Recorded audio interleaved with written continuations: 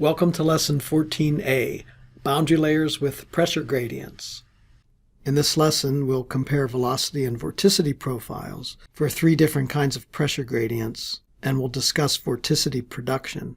First, let's review the Blasius boundary layer.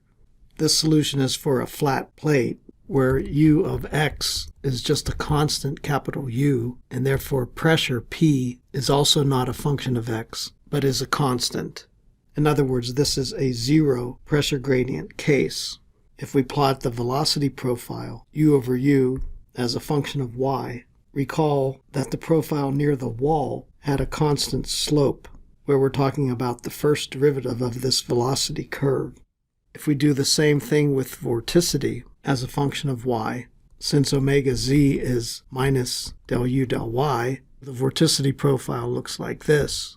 It has zero slope near the wall.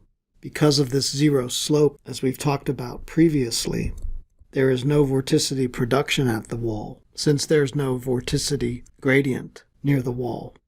This is a direct result of the zero pressure gradient condition. We can actually show this mathematically by examining the boundary layer x momentum equation right at the wall. In other words, at y equals 0. Here's our equation. But at the wall, u equals 0 and v equals 0 by the no-slip condition. So this term and this term go away. So for the general case, for a boundary layer with any pressure gradient, del squared u del y squared at the wall is equal to 1 over mu del p del x, or, since p is only a function of x, dp dx.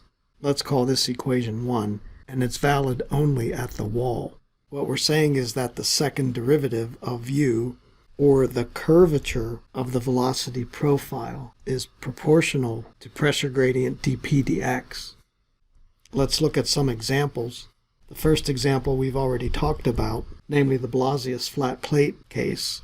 dp dx is 0, therefore from equation 1, the second derivative of u at the wall is also 0. And by our statement here, there's no curvature of the velocity profile at the wall. As a direct result of this, the velocity profile is linear near the wall, and then it directly follows that there's no vorticity production at the wall. Recall for this case our shape factor was 2.59 for this Blasius flat plate case. Now consider an accelerating flow, which would be a case where dp dx is less than 0. In other words, u of x increases with x. Therefore, in the outer flow, since it's irrotational and we could apply the Bernoulli equation, p decreases with x. For example, in the front portion of a body, where outer flow speed goes up and outer flow pressure goes down. Well, from equation 1, since dp dx is negative, del squared u del y squared at the wall is also negative. It turns out, in fact, that del squared u del y squared is less than 0 everywhere, not just at the wall.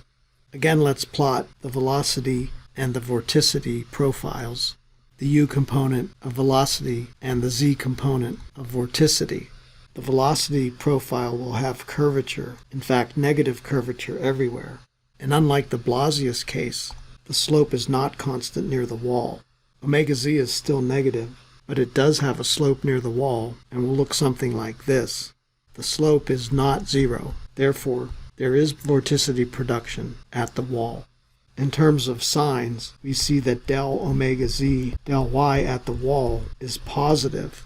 Omega z, even though it's negative, is increasing with y. This implies that negative, or clockwise, vorticity is produced at the wall. So when dp dx is negative, negative vorticity is produced at the wall, which we actually discussed previously. By the way, for this case, shape factor h is small, somewhere around 1.3 perhaps. Now consider decelerating flow, where dp dx is greater than 0. This is the opposite case. ux is decreasing, therefore p of x is increasing. In the previous case, we call this a favorable pressure gradient, since it's not likely to separate. But here we call this an adverse or unfavorable pressure gradient, since it is more likely to separate. This case occurs in the back end of a body, where u is going down and p is going up. Again from equation 1, since dp dx is positive, del squared u del y squared at the wall is also positive. But this second derivative must become negative near the boundary layer edge so that it can asymptote to capital U.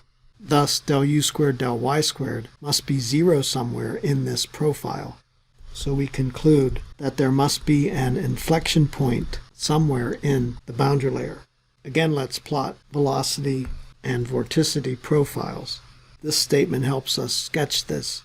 We have the no slip condition, but we must have an inflection point somewhere, about here in my sketch, where we have positive curvature near the wall, but negative curvature away from the wall. The vorticity is still negative everywhere, and the profile will look something like this, where the slope at the wall is negative, and we see that omega z is decreasing as we move up. But in this negative curvature region, it goes back to increasing. The point of maximum negative vorticity occurs at the inflection point.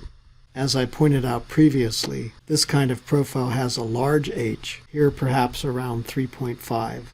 For this case, since the slope del omega del z del y at the wall is negative, positive or counterclockwise vorticity is produced at the wall, even though omega z itself remains negative everywhere. Thank you, sir. Now I more fully understand your analogy between vorticity and temperature. Glad to hear that, William. I urge all the students to go back and rewatch Lesson 6D, where I explain the analogy between temperature and vorticity in more detail. Number 1, when the slope del t del y at the wall is negative, then by our sign convention, qy is positive, and heat flows from the wall to the fluid.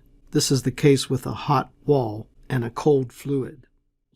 The first one is for a negative slope of vorticity at the wall, as shown here. The vorticity flux is positive. In other words, there's a flux of positive vorticity from the wall to the fluid. Vorticity is being added to the fluid. You can think of this as a production of positive vorticity at the wall. Thank you for watching this video. Please subscribe to my YouTube channel for more videos. 1, 2, 3.